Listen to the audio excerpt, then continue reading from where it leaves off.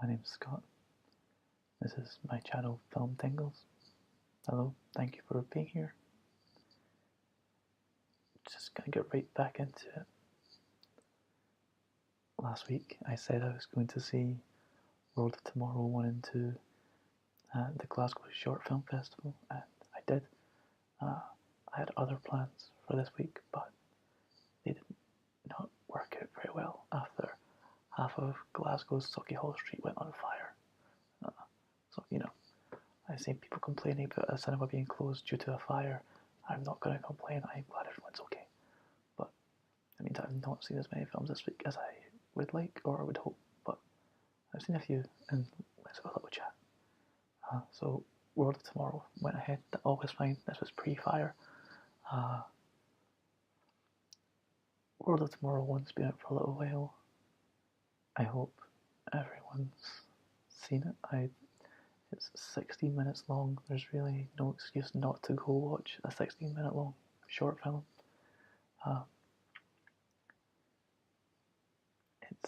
It's almost indescribable. In some ways it's comedic, in some ways it's existentially affecting.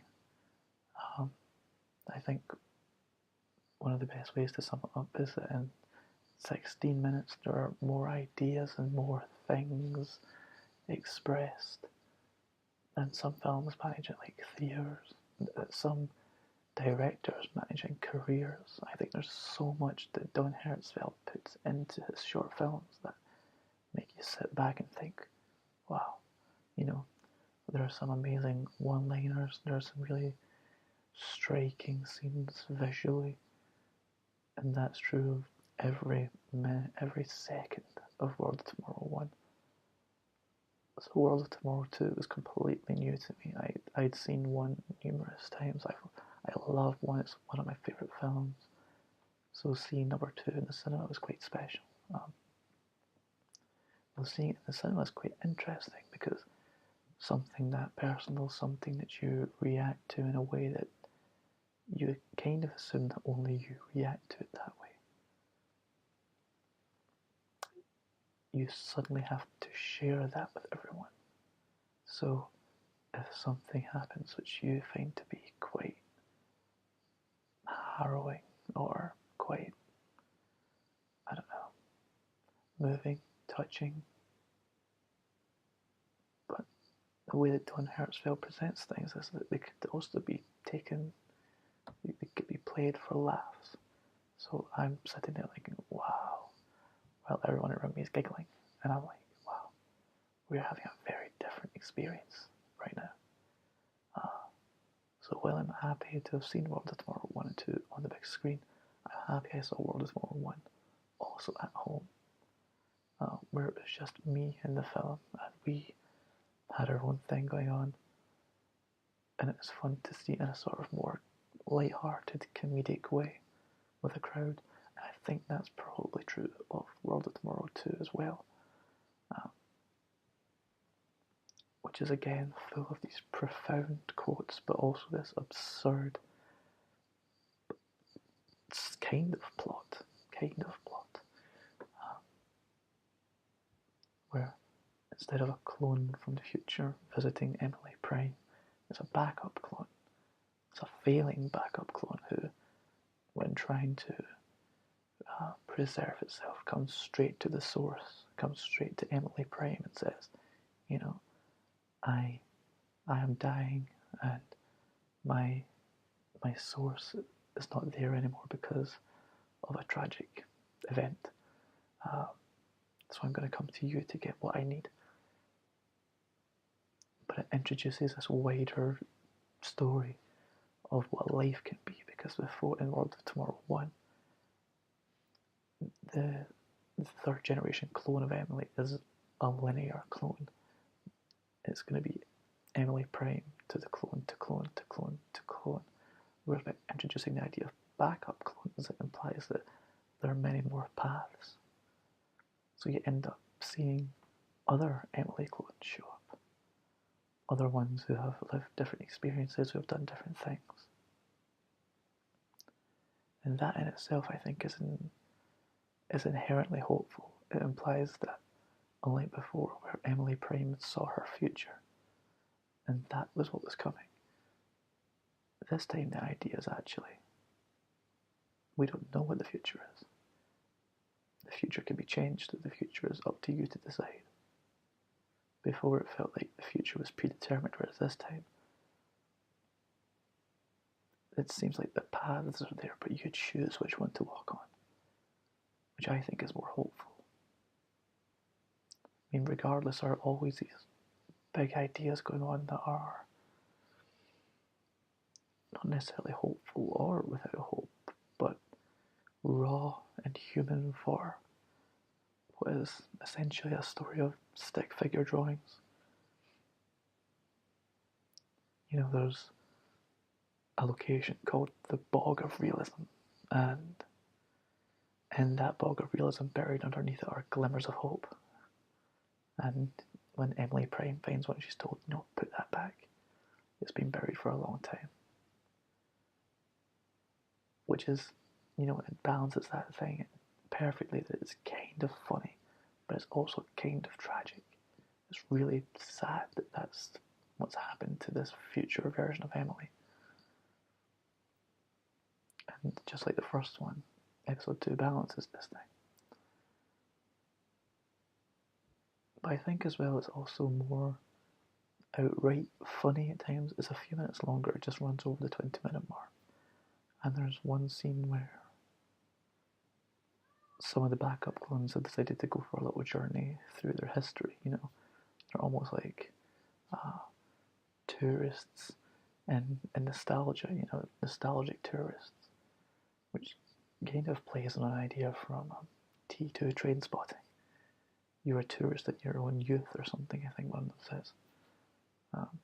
So instead of relishing what's still available, if anything is still available, they go back and look at like their own greatest hits. And one of them is a date that Emily's on, and they just stand there watching, motionless, silently watching, but with Emily and her date completely aware that they're standing there, and everyone just sort of looks at each other. And in that moment, it felt like you're actually being invited just to find this hilarious. And it is very funny.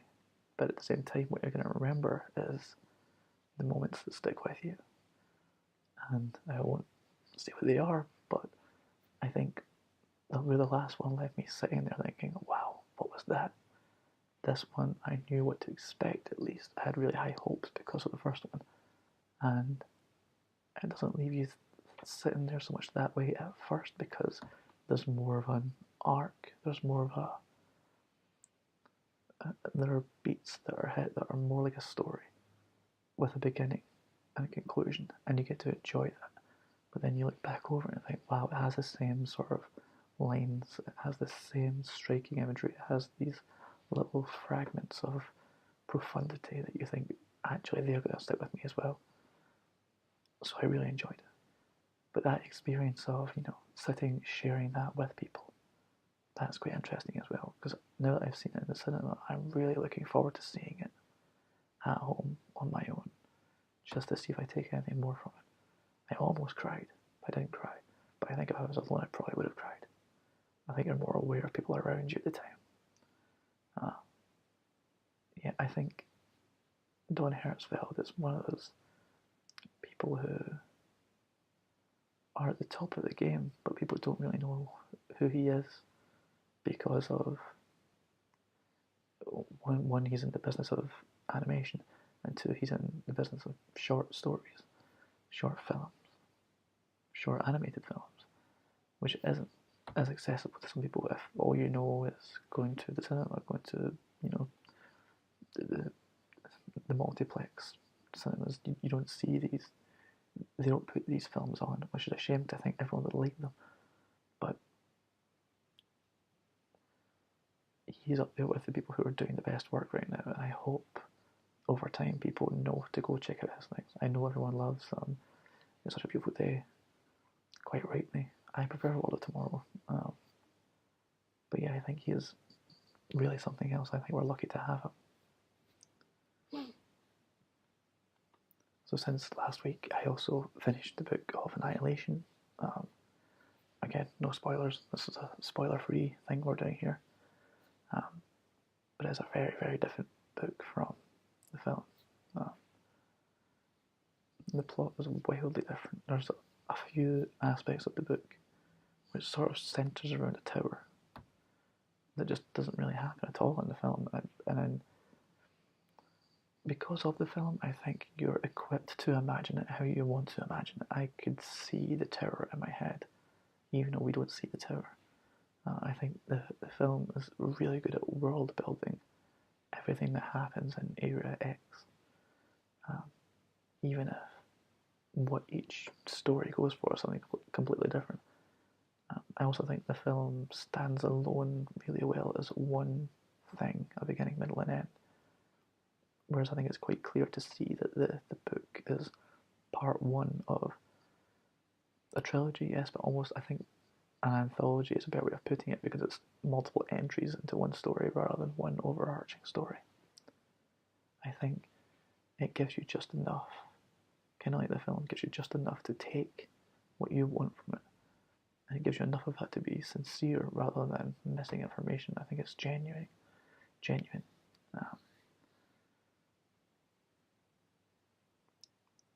But I think what you notice the difference is how it's delivered is through James VanderMeer's really good grasp of describing things that are indescribable, unknowable. Some of the things that the protagonist, who's unnamed, goes through are completely wild, and there are no references in reality to what she experiences. So he has to construct with words what this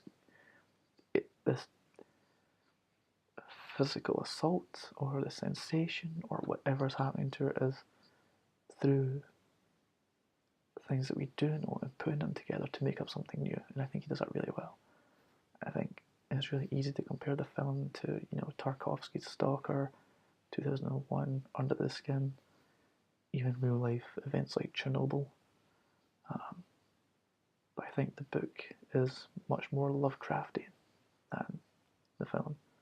I think it's weird in the truest sense of the word. A lot of it comes from how off everything is and how unknowable the terror is, something that we can't imagine, but the characters have to grasp with, and how that affects them. I think you see elements of that in the film, but I think when it's written down in front of you, you really get a sense of that.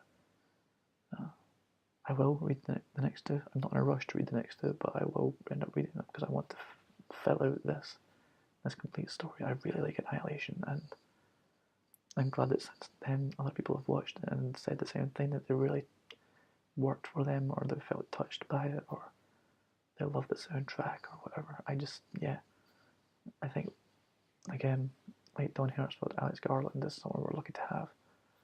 And I don't want to say I'm looking forward to whatever he does next, because we just got Annihilation, but the guy is quite a talent. I had plans this week to go see Unsane, A Wrinkle in Time, and I Got Life, the new French film. I also know Pacific Rim's out, and Proud Mary's just came out over here as well. But as I said, there was a fire on Sauchiehall Street in Glasgow, so my local cinema is closed at the moment. So I went to our art house cinema instead to go see The Square, the Palme d'Or winner from last year. And I really enjoyed it. Anything over 2 hours tends to be a bit of a struggle for me. I think that you really have to justify something at over 2 hours, which not many films do. The perfect example of a film that does it really well is Zodiac, I think. I think that's a film I can sit with for a very long time. But there are plenty of films that sort of lose the way. Anyway, The Square, I think, almost succeeds because it pads in so much.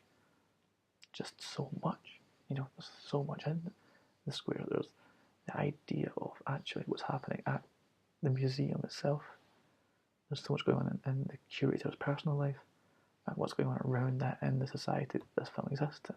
So you follow this curator of a museum of modern art who at the start kind of falls victim to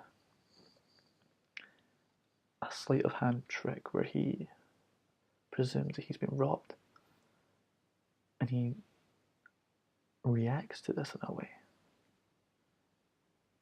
and his reactions take him down a journey, and I think that's the best way of describing it.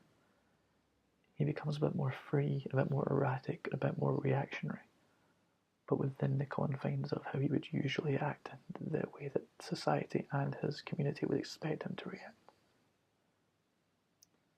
All the time this is happening, we've got this idea of what art really is. We've got ideas of what's going on in the society to do with poverty in particular. And there's a general satirical, comedic mockery of the whole thing. And I think that's what's kind of stuck with me the most. Because I think there's plenty of occasions during the film where we're supposed to laugh at how ridiculous what we're looking at is. You know, there's an exhibition we keep cutting to every now and then, which is just piles of dirt. And, you know, I've been to museums where I've seen my equivalent of a pile of dirt, and you see people looking at it like, and I'm looking like,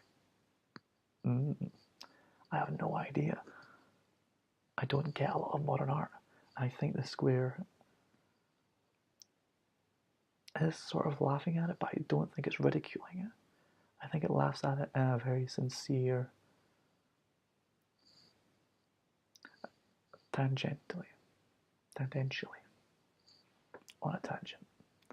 I watched a little interview with Ethan Hawke, who says it's fine to be pretentious as long as you can laugh at yourself. And I think that's what the square is doing, because I think, you know, it won the Palme d'Or. It's a 2.5 hour long film about art, so it isn't above the thing that it's critiquing. And it made me go down this journey last night of looking into what this could possibly be, and it looked like it came under like postmodernism, you know, this sort of new sincerity idea that it can only achieve what it sets out to achieve if actually it has a love for what it is it's lampooning. It isn't like nudging you in the side and saying, haha, how silly is that? How pathetic is that? How ridiculous is that? It's looking at the thing itself and saying, you're kind of silly, but I still love you. You know, I think it enjoys the piles of dirt. I think it sees that as art, but with a knowing smirk that says, but it's also kind of ridiculous. And I think that's kind of what made me love it so much, is because I sometimes struggle to reconcile, you know, these big ideas, these aims, these goals that are lofty and pretentious, but also, you know, not getting ideas above your station, you know. I'm not the next Kubrick. I'm not going to be someone who changes the world. And you always tell yourself that and beat yourself up over trying, I think. So I think when you bring those two things together, if you say, actually it's okay to aim, as long as, you know, don't take it too seriously, it's only life, I think those things go together really well.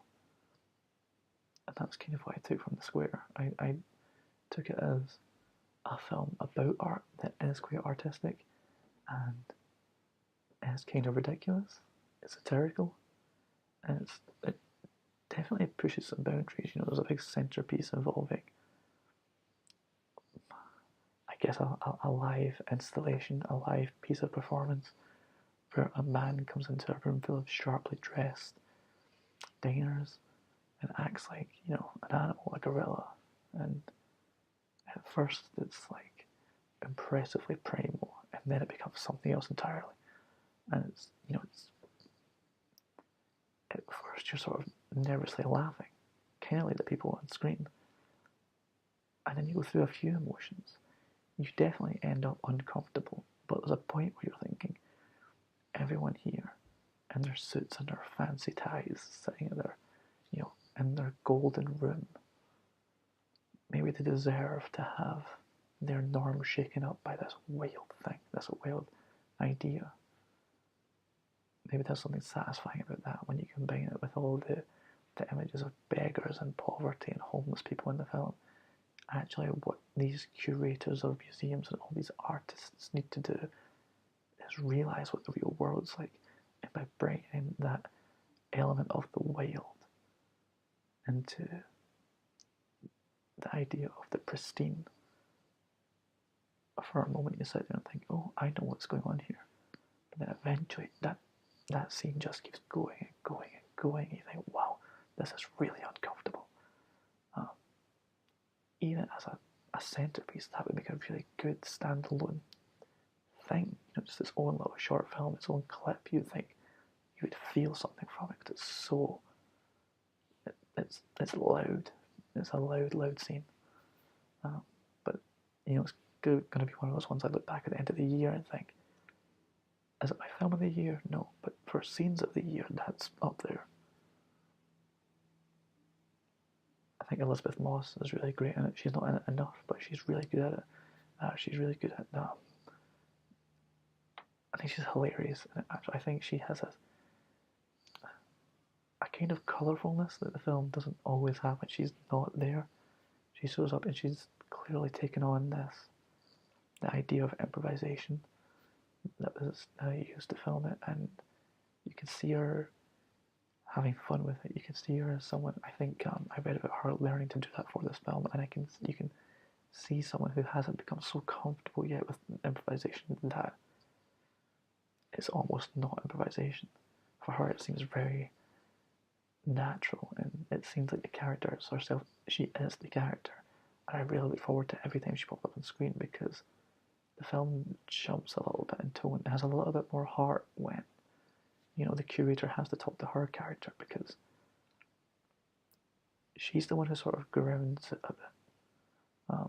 It's all a bit ridiculous and all a bit much, and I think she's often her way in, especially at the start when she's just saying to the curator about a definition that's on his website that's quite confusing, and she says, what does that actually mean? And from there, you already know what kind of film we're looking at. We're looking at a film that addresses that, smiles at it, points and laughs at it, but also kind of likes that it exists. So I think it is a sincere film. I think it's in some ways more optimistic than I think people have taken from it. It's a very extreme film. As I say, that scene is quite something. I'm surprised it won Palme d'Or, I think, but I haven't really seen anything else like it. So good for it, I guess. Yeah, I really enjoyed it. I was going to say it's been a good week. I've only seen like 3 films, but 2 of them are really short. But I can't complain. Tell me if you saw anything. If you managed to get to the cinema that wasn't on fire, that would be really good. I'm also I was in FOP today having a browse, and I was looking at the foreign cinema section. I really wanted to watch some more foreign cinema. I think there are gateways which everyone goes to. I think a lot of people's first French film is probably Amelie or Le Haine. But I wonder where to go next from there. I've seen like Mia Hansen loves films, so I've not dabbled enough, only a little bit. So I need to look into that, I think. So maybe next week I'll have some more things I've watched at home, or maybe it'll just be a huge binge once the cinema reopens. So again, ending this by saying, if you've seen any of these films, let me know what you thought. If you've not seen World of Tomorrow, go watch World of Tomorrow. And let me know what you've seen, what I should go see when the cinema reopens, what I should watch.